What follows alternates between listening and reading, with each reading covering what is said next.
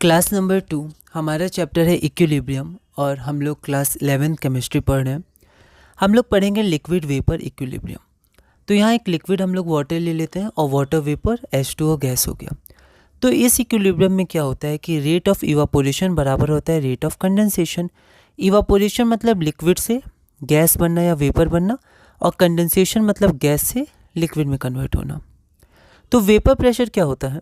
At equilibrium, the pressure exerted by the liquid molecules at a given temperature remains constant and is called the equilibrium vapor pressure of liquid or just vapor pressure of liquid.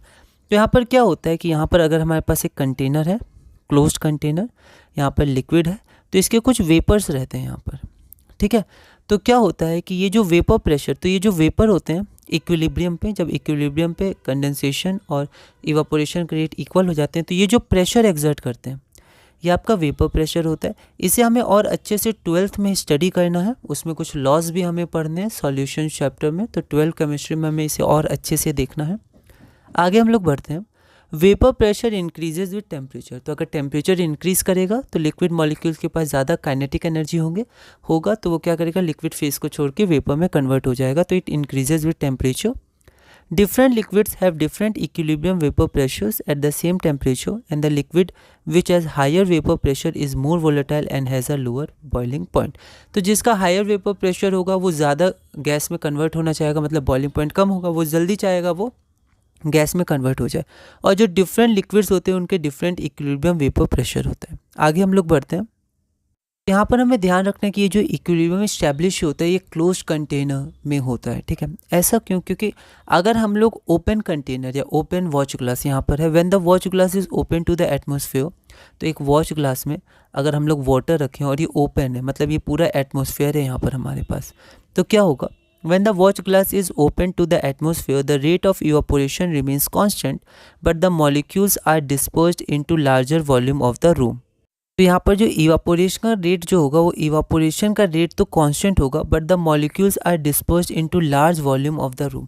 तो volume increase होने से जो, जैसे यहाँ पर volume अगर increase हो गया तो जो वेपर होंगे या मॉलिक्यूल्स होंगे वेपर फेज में वो हर जगह फैलते जाएंगे, ठीक है। तो इसके कारण जो कंडेंसेशन का रेट होगा वो कम हो जाएगा, क्योंकि कंडेंसेशन में वेपर के मॉलिक्यूल्स वापस लिक्विड फेज में आते थे, पर वॉल्यूम ज़्यादा मिलने से वो लोग क्या करेंगे, वो लोग फैलते जाएंगे, ठीक है। तो इसके कारण जो रेट ऑफ कंडेंसेशन है वो डिक्रीज हो जाएगा। When the watch glass is open to the atmosphere, the rate of evaporation remains constant, but the molecules are dispersed into larger volume of the room. As a consequence, the rate of condensation from vapor to liquid state is much less than the evaporation. These are open systems. तो ये open systems होते हैं, and it is not possible to reach equilibrium in an open system. Open system में equilibrium reach नहीं किया जा सकता है। अगला है for any pure liquid at 1 atmospheric pressure the temperature at which the liquid and vapours are at equilibrium is called the normal boiling point. तो atmospheric pressure 1 atm पे लिया जाता है, तो कोई भी प्योर लिक्विड, ठीक है, ऐसा टेम्परेचर उसमें कि उसका जो लिक्विड फेज़ है और जो वेपर फेज़ है वो इक्विलिब्रियम में हो, तो वो उस लिक्विड के लिए नॉर्मल बॉइलिंग पॉइंट कहलाता है। Boiling point of a liquid depends on the atmospheric pressure. Atmospheric pressure पे भी डिपेंड करता है। It depends on the altitude of the place. At high altitude boiling point कम हो जाता है, हाई एल्टीट्यूड पे क्या होता है, हमारा प्रेशर डिक्रीज होता है। तो प्रेशर पे भी डिपेंड करता है बॉइलिंग पॉइंट या normal boiling point. Higher altitude में बॉइलिंग पॉइंट हमारा डिक्रीज हो जाता है। अगला हम लोग देखते हैं सॉलिड वेपर इक्विलिब्रियम। तो सॉलिड से वेपर मतलब सब्लाइम, सब्लिमेशन हो रहा है। तो सॉलिड आयोडीन ले लेते हैं। अगर क्लोज्ड वेसल में हम लोग उसको रखेंगे तो जैसे जैसे टाइम पास होगा, टाइम इंक्रीज करेगा, तो उस वेसल में वॉयलेट वेपर हमें दिखेगा। तो सॉलिड आयोडीन जो होता है वो सब्लाइम होता है, वो वेपर में कन्वर्ट हो जाता है। इंटेंसिटी ऑफ वॉयलेट कलर धीरे धीरे इंक्रीज होगा जैसे जैसे वेपर इंक्रीज होगा, ठीक है। लेकिन कुछ समय बाद intensity of colour becomes constant, तो हम समझ जाएंगे इक्विलिब्रियम अचीव हो गया, तो इक्विलिब्रियम रीच्ड। तो I2 solid, I2 vapour, camphor solid, camphor vapour, NH4Cl, ammonium chloride solid, ammonium chloride vapour. तो ये सब क्या होते हैं, ये सब हमारे सब्लाइम सब्सटेंसेस होते हैं। अब हम लोग देखते हैं equilibrium involving dissolution of solids in liquid. तो सॉलिड जब लिक्विड में डिसॉल्व होता है तो सैचुरेटेड सॉल्यूशन क्या होता है, when no more solute can be dissolve in a given amount of solvent at a particular temperature. मतलब और सॉल्यूट अब डिसॉल्व नहीं हो पाता है, उसको हम लोग क्या कहते हैं, सैचुरेटेड सॉल्यूशन कहते हैं। The concentration of the solute in a saturated solution depends upon the temperature. Temperature increase करने पे क्या होता है कि और सॉल्यूट को हम लोग डिसॉल्व कर पाते हैं, लेकिन एक पर्टिकुलर टेम्परेचर पे सैचुरेटेड सॉल्यूशन मतलब होता है और सॉल्यूट डिसॉल्व नहीं हो पाएगा। उसके बाद in a saturated solution a dynamic equilibrium exist between the solute molecules in the solid state and in the solution. तो जो शुगर सॉल्यूशन जैसे सॉलिड सॉल्यूशन है, ठीक है, तो शुगर सॉल्यूशन में है और शुगर सॉलिड में है। तो यहाँ पर शुगर सिर्फ सॉलिड है, यहाँ पर सॉल्यूशन में।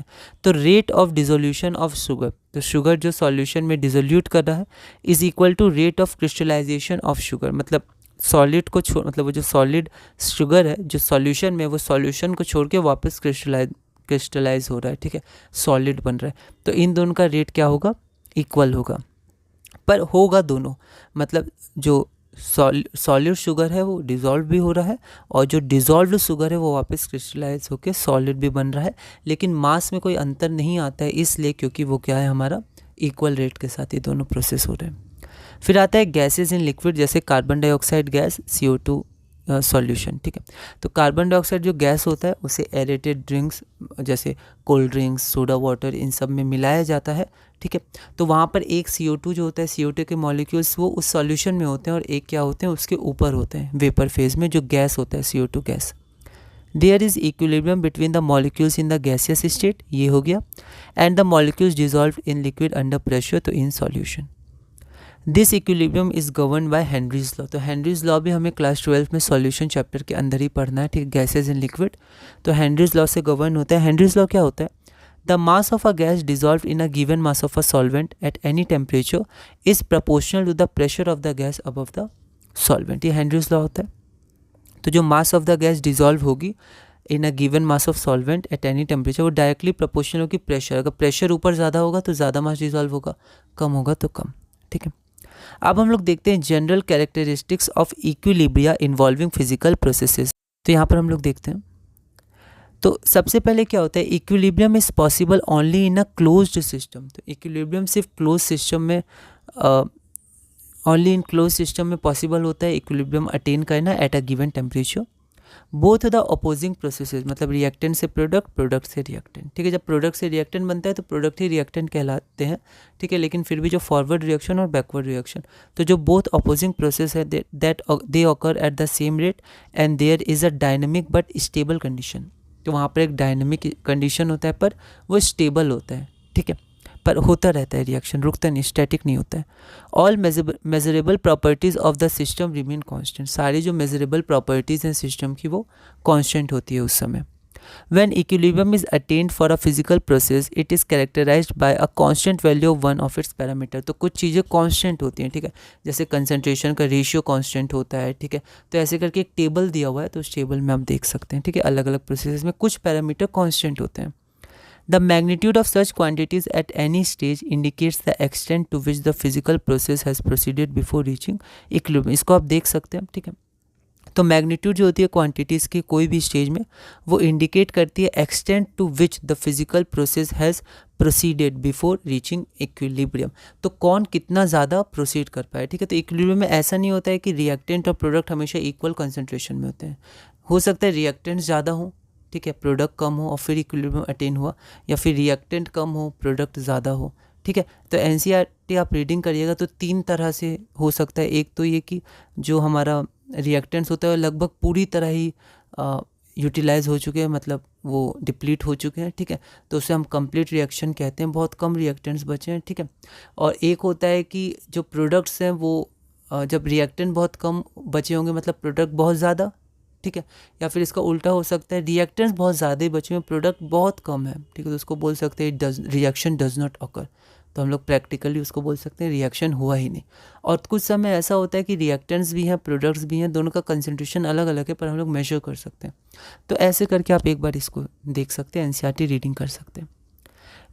इसी के साथ हमने क्लास नंबर 2 पूरा किया। क्लास नंबर 3 में इक्विलिब्रियम इन केमिकल प्रोसेसेस, डायनेमिक इक्विलिब्रियम के बारे में थोड़ा और हम लोग देखेंगे और फिर क्वेश्चंस देखेंगे और धीरे धीरे हम लोग आगे बढ़ेंगे।